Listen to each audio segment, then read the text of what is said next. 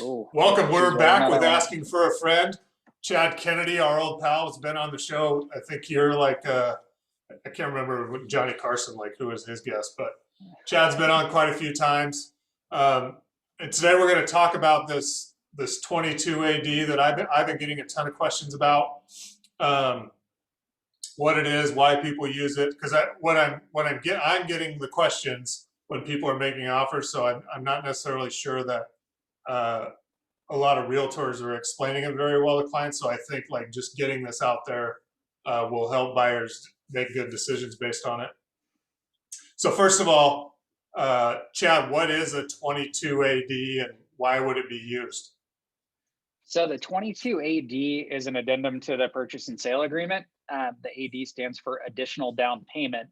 Where this comes into play in a transaction is in a competitive market like we're in now, where sellers are seeing multiple offers. The 22 AD can make your offer stand out if you're writing above list price. So if we're going to go ahead and, Tony, you and I are looking at a $450,000 house, and we know we're competing against other people, and we're writing that offer above list price to say we land at 500,000 because $50,000 above isn't uncommon in this market right now. What amount of that $50,000 above list price are you willing to back up with your offer is what it comes into, because the house has to appraise. The seller agreed to sell their house for $450,000. They took the advice, I'm assuming, of their agent who pulled comparable sales that believes that the house is going to appraise for that value or close at that value. So if you're willing to pay $50,000, how much cash are you willing to bring to the table in case the appraisal comes in low is really where it comes into play. So you don't have to do the entire $50,000. Obviously, you do have to have these funds available to be able to use this addendum, which can be a trick for some buyers. But having that, if it was, hey, we're willing to back that $50,000 up by $25,000, what you're doing as a buyer, you're making your offer stronger to the seller, and you're guaranteeing the seller that you'll pay up to $25,000 above the appraised value of the house. So if it came back at 450, you're going in at 475. If it came in at 475, you're honoring that purchase price at $500,000 that you offered the seller. Yeah, I think so. What I get this question a lot too from just like people that aren't necessarily buying, asking about real estate. Like, how are these houses appraising for this much? Or how are, like, why are those houses, why has value gone up so much? Part of it is this, right? Like, they're not necessarily appraising for that. It's people are paying a little bit extra or over the appraised value to buy those homes. 100%. And I've honestly, I've seen appraisals come back that, we had a 22 AD in place on one of our listings, and the appraisal came back and it didn't come into play. We've had situations where they've had to come into play, and our buyer had to bring $10,000 to the table to close the transaction. So it goes both ways. I know it's tough to do appraisals right now. Like, I wouldn't want to be an appraiser in this market as fast as things have moved in the last 9 months. Really, after post COVID, with stuff moving up, it's been pretty crazy. And I was talking to an appraiser last week that was scheduled on one of our listings, and he actually said that he's at the point where he's going to pending sales and reaching out to the listing agents on those pending sales to see how many offers they had, how far above they went, to truly try to get the market of the moment statistics for his appraisal. Yeah. Yeah, it's nuts. And this is obviously, I don't know if it's a great, like, it's hard to say it's a great strategy, because if it doesn't work out for you, it sucks, right? But what would the benefits be to a buyer to have a 22 AD? So I think the conversation that the agents need to be having with their clients is, at what price are you comfortable losing this house at? Or how much are you willing to pay? Because if somebody's entered into the housing market right now, they need a home, they want a home, it's competitive. So what are they willing to do to win? So I get caught up like both sides of this, right? Like, I grew up in Spokane. I've been in real estate for a while now. I've seen the market rise and what we have going on. But when you're looking at it, like, the ultimate goal as for a buyer's agent or for a buyer is to get that buyer into a home and to advise them properly. And if they're going to write an offer, 50, 60, $100,000 above list price, what benefit is there to getting that offer, or what chance is there to getting that offer accepted if they're not willing to back up a portion of that? is the thing. Because I could write an offer for $1 million on your house, Tony. It doesn't mean it's going to appraise, right? Right. You could accept that offer, but then now we're going to be negotiating after the fact. So it helps get your offer accepted because it gives seller peace of mind at the beginning when they're looking at 8, 10, 12, 20 offers, to say, hey, like this buyer is actually willing to bring this much to the table. It makes that offer stronger. And then it gives you a chance to win is really the Yeah. benefit to it. Yeah, exactly. One thing I'm seeing is people like adding this thing, like they'll add the 22 AD, and they'll have, let's say 20% down or 10% down or whatever it is, and they'll set it up so they'll offer with a lower down payment, and then put in the 22 AD with what the difference would be. So they're not necessarily they're just basically wait until the appraisal to see what they're actual going to put down, and then let the whatever the appraisal dictate their equity in the home when it's done. So Absolutely.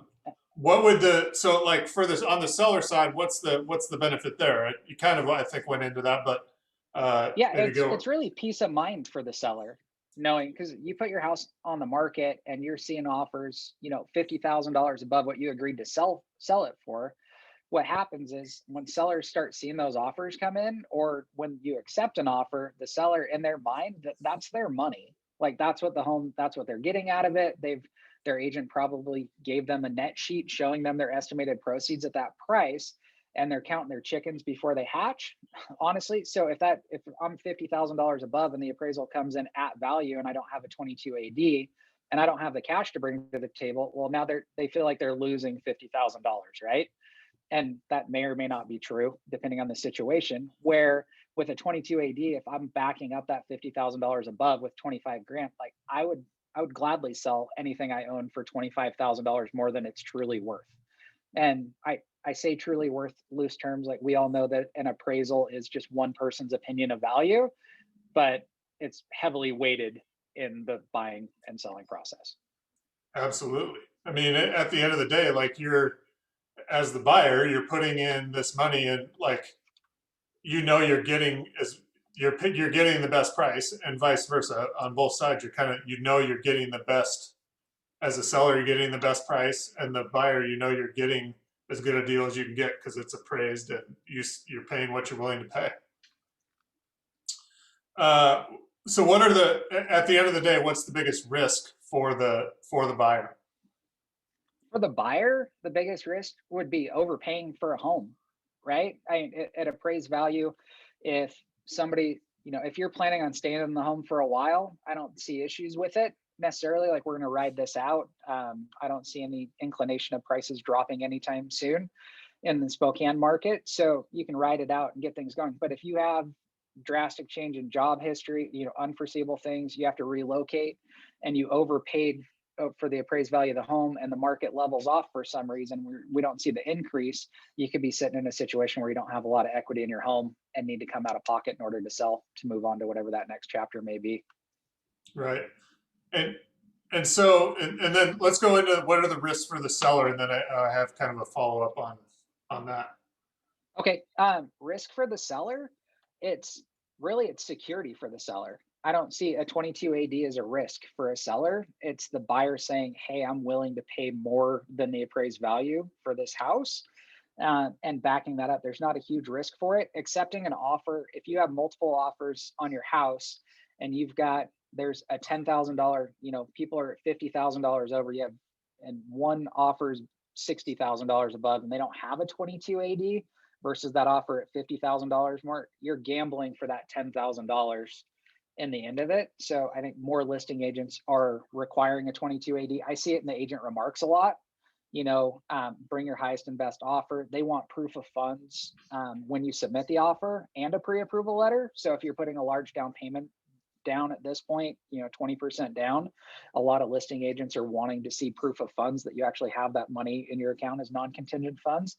And the AD is part of that. If you're going to, we have one that we have $100,000 22 AD on one of our listings right now. And it was backed up.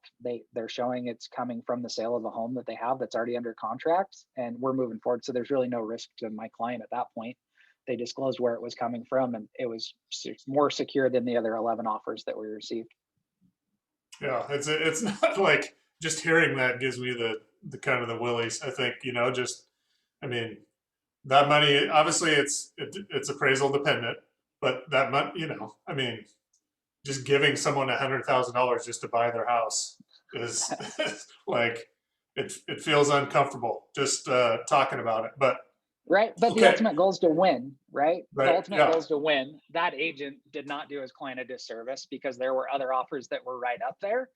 He just made his offer a little bit stronger in order to win. So their ultimate goal is to get into a house. Like, that agent did his job. hmm, The way I yeah, look at it is, and if the buyer is advised properly and they know what's going on, then hey, it's mutually agreed upon. It's the buyer's offer. So yeah, yeah. And you as the realtors aren't saying like, you need to do this. This is, if you're a buyer, this is your call. You don't have to do it. It's just, it feels like it's part of what the market kind of expects or what they dictate. One question, it would be like, so let's say I'm a buyer and that $100,000 buyer, I'm that person, and the appraisal comes in 75 under what that is, right? So that's a lot of yep. money. What is there a way for me? What would happen if I were to say like, hey, like I know I said this, but I can't stomach that giving that much money away to buy this house, even though I know I said that. Like, how can I get out of it, or can I get out of it? All those kind of things. It would be, at this point in the transaction where we're at, it would be forfeiture of earnest money. And that would be the result. So, and really you have to weigh that option, right? So if it's a steep thing, so your scenario, it coming in $75,000 low, you're paying $75,000 over the appraised value to move into the home to close the transaction, where your earnest money in this situation is like $7,500. I'm gonna take a bath and lose $7,500 if I want it out, versus paying 75,000 more than it's worth to move in, right? So that would be the out. It'd be forfeiture of earnest money. I don't see a way to get out clean. I mean, you have the financing addendum, but all the other stuff that's backed up, agreeing to pay up front that amount above, you're probably gonna Mm-hmm. end up losing your earnest money. But I'm not an attorney, so I'd Yeah, probably end up yeah. And going with. I don't mean to put pressure on you in terms of attorney. No, What you're good. I think at the end of the day, like knowing, hey, like if you can make this offer and like it could like the appraisal may come even in lower than what the list price is, right? And like Yeah. it may come in, it may be way more than you could stomach.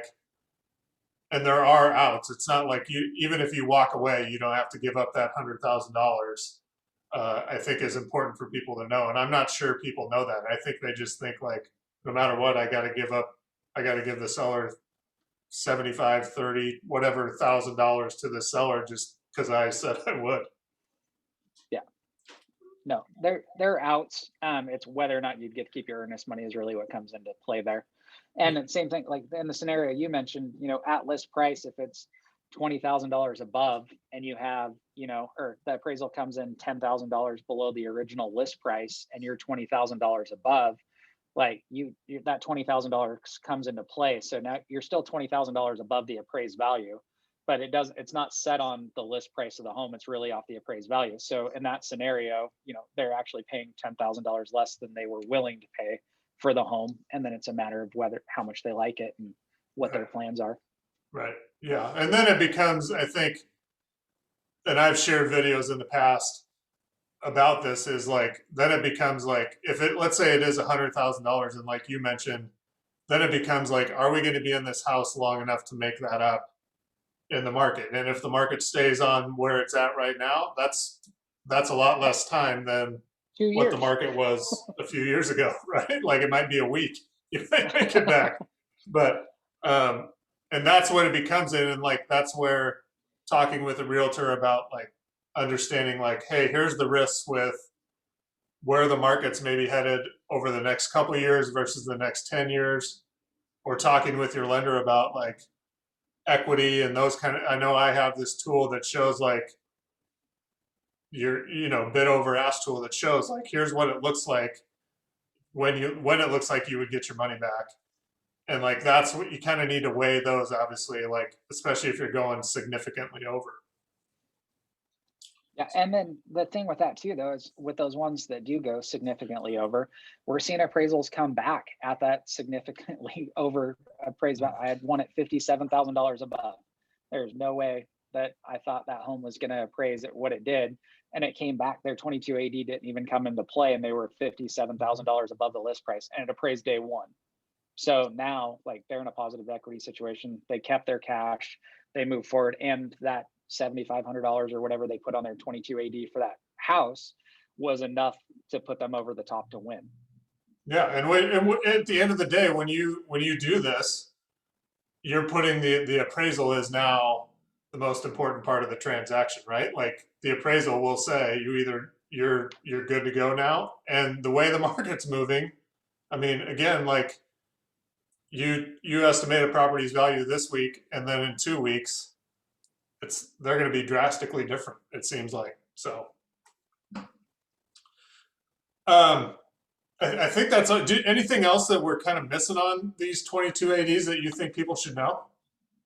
No, I think as agents, we just need to advise our clients properly on what they are. I've had conversations with people that, just consumers out there about it. And, I had a guy that bought a lake property and worked with a real estate agent he's known for years. And they wrote it the offer at list price. And then the listing agent countered them with $100,000 22 AD, and he signed it. And I was like, you know what that means? Like, after, I was like, you know what that meant, right? And he's like, oh, we got lucky. The appraisal came in at value. I'm like, did you have the 100 grand? And he's like, no. I was like, all right, well, now you lose, $7,500, $8,000, whatever the case may be. So really knowing where it's at, having a conversation with your lender, having a conversation in the realtor, and knowing that it's your choice. Like, as agents, all we do is advise clients and broker the deal.